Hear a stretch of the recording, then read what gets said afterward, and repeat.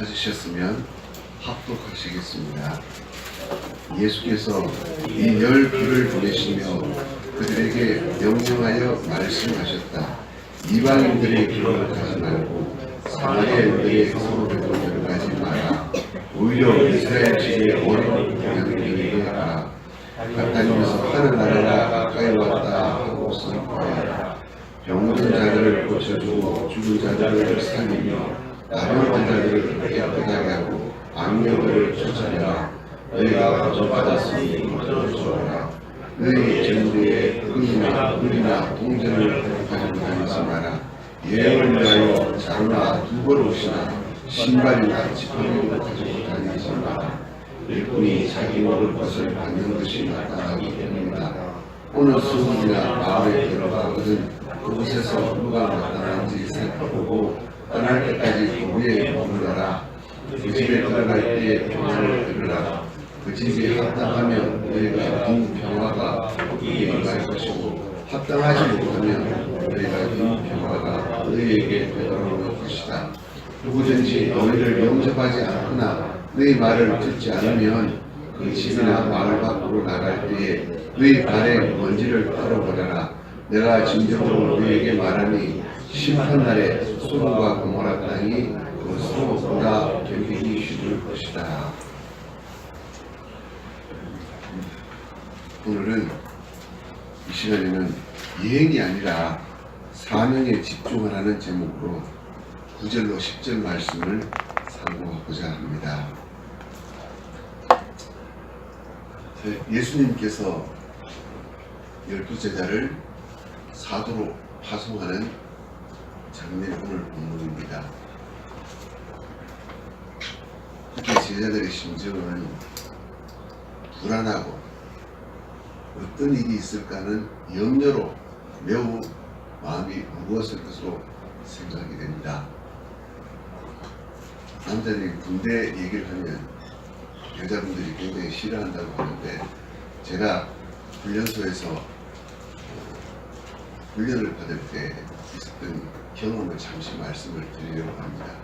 4주차 훈련 때는 예고에 없었던 야간 비상 소집 훈련도 하고 갑자기 훈련 분위기가 바뀌어서 굉장히 훈련병들이 힘이 들었습니다. 근데 주일날 군목이 전 훈련병들을 간단히 모아놓고 이런 말씀을 하십니다. 여러분들이 오늘 훈련받는 장소는 다시는 가는 곳이 아니니까 지나가기만 하면 된다. 이런 말씀을 하셨어요. 사실 그 말이 불안한 마음을 이렇게 잠재워 주지는 못하지만 지나고 보니까 그 말씀이 맞더라고요. 지금 제자들이 굉장히 염려가 많이 되었을 것입니다. 지금까지는 예수님께서 모든 것을 다 해결해 주셨는데 이제 예수님을 떠나서 2명씩 현장에 나가야 되는데 사실 바리새인이나 서기관이나 랍비들이 예수님에 대한 반감이 많았지 않습니까? 그러니까 우리 2씩 나가서 제대로 할 수 있겠냐 하는 불안이 있었을 것입니다. 우리 담임 목사님께서 우크라이나 떠나시고 나니까 사실 저보다 성도님들 얼마나 힘드셨습니까? 담임 목사님의 그 참 깊은 진리의 말씀을 듣다가 준비 안 된 제 설교를 들으시면서 많이 힘드셨을 걸로 생각이 됩니다. 저도 참 많이 깨닫는 게 많습니다. 평소에 준비가 많이 되었어야 되는데 준비 못된 제가 참 우리 교회 장로님들 저보다 말씀도 깊이가 있으시고 잘 하시는데 저한테 이렇게 훈련의 기회 주셔서 한편 고맙고 한편 성도님들한테 굉장히 미안한 마음입니다. 그 말씀은 아니지만 제가 성도의 인내가 여기 있다는 말씀을 떠올려 봤습니다. 우리 성도님들이 참 잘 인내해 주신다 이런 생각을 해봤습니다. 본문을 살펴보겠습니다. 9절입니다. 너희 전대에 금이나 은이나 동전을 가지고 다니지 마라. 전대는 짐작하시겠지만 돈을 넣어서 품속이나 걸춤에 차고 다니는 돈주머니를 말합니다. 이 전대는 의복의 일부로서 유대인들은 의복에 이게 달려 있는 것 같습니다. 귀중한 것을 휴대하기 편하도록 만든 일종의 요즘 말하면 지갑과 같은 것입니다. 금이나 은이나 동전, 로마나 헬라의 화폐는 금이나 은으로 만들어졌고, 그리고 화폐 가치가 적은 헤롯의 화폐는 동으로 만들어졌다고 합니다. 따라서 본문의 이 말들은 모두 돈을 가리키는 표현들입니다. 가지고 다니지 말고, 가지지 말아의 본문에는 몸에 지니는 것만 아니라 준비하지도 말라는 뜻이 포함되어 있습니다. 이는 10절 하반절이 일꾼이 자기 먹을 것 받는 것이 마땅하기 때문이다라는 말과도 일치하기 때문입니다. 돈을 지참하지 마라. 이 명령은 첫 번째 파송을 앞둔 주님의 사도들에게 주어진 이렇게 첫 번째 파송 때 하신 말씀입니다. 특수하고도 한시적인 지침입니다. 누가복음 22장 35절 36절입니다. 예수께서 그들에게 말씀하시기를 내가 너희를 전대와 자루와 신발도 없이 보냈을 때에 너희에게 무슨 부족한 것이 있었느냐 하시니 그들이 말하였다. 없었습니다. 예수께서 그들에게 말씀하셨다. 그러나 이제 전대를 가진 자는 가지고 가게 하고 자루도 그렇게 하여라. 검이 없는 자는 자기 겉옷을 팔아서 사라. 복음 사역자가 돈을 탐하여 마음에 두게 되면 죄의 유혹을 받게 되고 믿음에서 떠나고 악에 빠져들기 마련입니다. 복음 사역자뿐만 아니라 성도는 이 돈을 사랑하는 것을 경계하지 않으면 안 됩니다. 보내시는 분이 하나님이시라면 하나님께서 당연히 그 보냄받는 자를 위해 필요한 것을 책임져 줄 것이라는 믿음, 하나님께 대한 믿음이 있어야만 합니다. 하나님을 믿는다면 하나님께서 부족함 없이 채워주실 것 또한 믿어야 합니다. 결국 이 명령은 물질적 욕구를 절제할 것을 명령하는 것인 동시에 확실하고도 분명한 하나님의 후원 약속을 다시 들려주는 말씀입니다. 10절입니다. 여행을 위하여 자루나 두벌 옷이나 신발이나 지팡이도 가지고 다니지 마라. 일꾼이 자기 먹을 것을 받는 것이 마땅하기 때문이다. 여기서 자루는 음식이나 식량을 가지고 다닐 때 쓰이는 것으로서 가죽이나 결이 거친 천으로 만든 것입니다. 여행하는 중에 식량 공급에 차질이 예상된다면 당연히 음식을 가지고 다니는 데 소용되는 이런 자루를 반드시 준비해야 할 것입니다. 그런데 자루를 가지고 다니지 마라 하는 말씀은 그때그때 필요한 대로 먹을 것을 공급해 주시겠다는 약속이기도 합니다.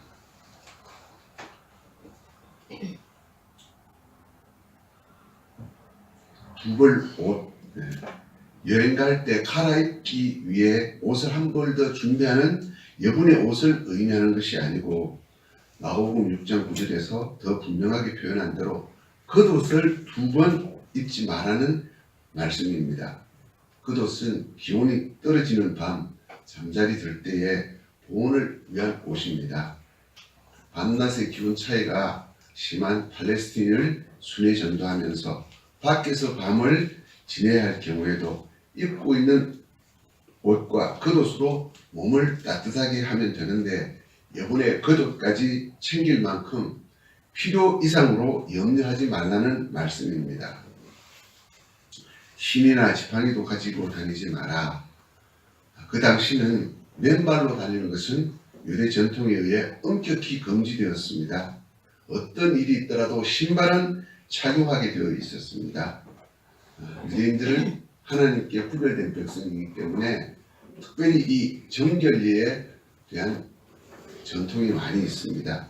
유대 사회에서 신발을 벗기는 것은 그 사람의 불명예스러운 처신에 대한 비난과 징벌을 의미합니다. 영문 성경은 신발, 지팡이 모두 복수형으로 쓰여져 있습니다. 아울러 10절이 여행을 위하여라는 말로 시작된 사실을 미루어 볼 때 이미 여행할 준비가 마친 상태여서 이미 여행할 차비를 다 하고도 더 이상의 다른 것들을 염려하거나 준비하지 마라는 말씀으로 이해할 수 있겠습니다. 본문과 병행 구절인 마가복음 6장 8절로 9절은 이렇게 기록되어 있습니다. 여행길을 위하여 지팡이 외에는 아무것도 지나지 마라. 지팡이 외에는 아무것도 지니지 마라. 양식이나 자루나 전대에 넣을 돈도 지니지 말고 다만 신발은 신되 겉옷은 두 벌도 입지 마라. 이렇게 되어 있습니다. 일꾼이 자기 먹을 것을 받는 것이 마땅하기 때문이다. 예수님께서도 주거는 베드로의 집을 이용하셨고 의복과 식료는 주님을 따르며 섬겼던 여인들의 손길에 의존하셨습니다. 예수님께서는 보리빵 5개와 물고기 2마리로 5,000명이 넘는 수많은 사람들을 먹일 능력이 있으셨지만 그 여인들의 공배를 기쁘게 받으셨고 거기에 의존하셨습니다. 누가복음 8장 1절로 3절입니다. 그 후에 예수께서 친히 각 성읍과 마을들을 두루 다니시며 하나님 나라를 선포하시고 그 복음을 전하셨는데 12제자도 예수님과 함께 있었다. 그리고 악한 영들과 질병으로부터 치료를 받은 여자들도 함께 있었는데 7 방령이 나간 막달라 사람이라고 불리는 마리아, 헤롯의 관리인인 구사의 아내 요한나와 수산나 그리고 다른 많은 여자들이었다. 그 여자들은 자신의 소유물로 그들을 섬겼다. 신명기 25장 4절에 곡식을 타작하는 소에게 망을 씌우지 마라 하신 것은 소를 위한 명령이 아니고 성전과 하나님의 말씀에 전무하는 자들의 의식주를 하나님의 백성들이 돌보아 주라는 명령입니다.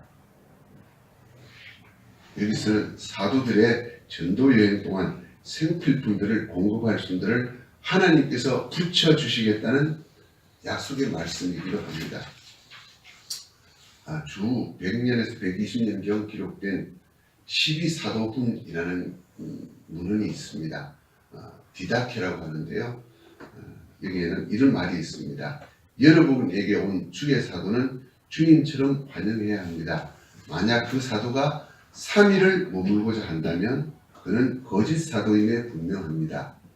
그리고 사도가 떠나고자 할 때 여러분은 그가 다음 거처에 이를 때까지 필요한 양식을 준비해야 합니다. 그러나 그가 만약 돈을 요구하게 되면 그 자신이 스스로 거짓 사도임을 드러내는 꼴이 된 것입니다. 라고 기록되어 있다고 합니다. 제가 신학교 다닐 때 박세등 목사님한테 이렇게 교육을 받은 내용 중에 이런 내용이 있습니다. 그리고 또 첫 번째 교구가 로마의 클레멘트라는 사람이 있었습니다. 이 사람은 정령 복음 전파와 하나님의 사역에 있어서 물질적인 요소들이 결코 사역자들의 일을 방해할 수 없으며 두 번 옷이나 전대가 없다고 하더라도 하나님의 인도하심에 따라 사역자들이 아무런 어려움이나 불편을 겪지 않는다는 사실을 배워야 한다. 실로 하나님은 당신의 모든 일꾼들에게 그 일에 합당한 열매를 허락하신다. 그러므로 주의 복음을 위해 헌신한 선한 일꾼들은 아무런 거리낌 없이 그 일한 대가를 얻을 수 있다 하였습니다. 오늘 본문은 예수님께서 12제자를 사도로 삼아 파송하신 첫 번째 전도여행을 앞두고 하신 실천 강령입니다. 예수님께서는 그들이 전도여행을 떠날 시점에 필요한 옷과 양식, 최소한의 도구만 소지하게 하셨습니다. 그들은 전도여행을 하는 동안의 필요에 대해서 고민할 필요가 없었습니다. 이는 하나님께서 전도자들에게 필요한 모든 것을 책임져 주실 것이기 때문입니다. 특별히 이번 여행은 아주 짧은 기간만 해당되었고 그리고 아직 예수님에 대한 유대 종교 지도자들의 반감이 극에 달하지는 않았기 때문입니다. 이 모든 특별한 상황들을 고려한다고 해도 한 가지 분명한 것은 먼저 하나님 나라와 그분의 뜻을 찾는 자들에게는 필요한 모든 것들을 더하여 주실 것이라는 약속은 어떠한 경우에라도 적용된다는 사실입니다. 본문에서 오늘의 교회에 적용할 교훈을 찾아본다면 모든 성도는 하나님으로부터 세상의 빛으로 부르심을 받았습니다. 따라서 이 세상에서 복음의 순례자로서의 사명을 우리 모두가 받았습니다. 다만 교회 부름에 따라 맡은 직임이 다를 뿐입니다. 복음 선포, 말씀 교육은 교회의 공동 책임입니다. 따라서 복음을 선포하는 선교 현장에 파송된 선교사들의 생계는 모든 교회와 온 성도가 책임을 지고 돌보아야 합니다. 고린도전서 9장 14절입니다. 이와 같이 주께서도 복음을 전하는 자들에게 복음으로 살아가라고 명령하셨다. 또한 교회를 돌보는 장로에 대한 존경과 순종, 가르치는 책임을 맡은 장로에 대한 존경과 순종, 생계 책임은 교회가 공동으로 져야 합니다. 디모데전서 5장 17절 18절입니다.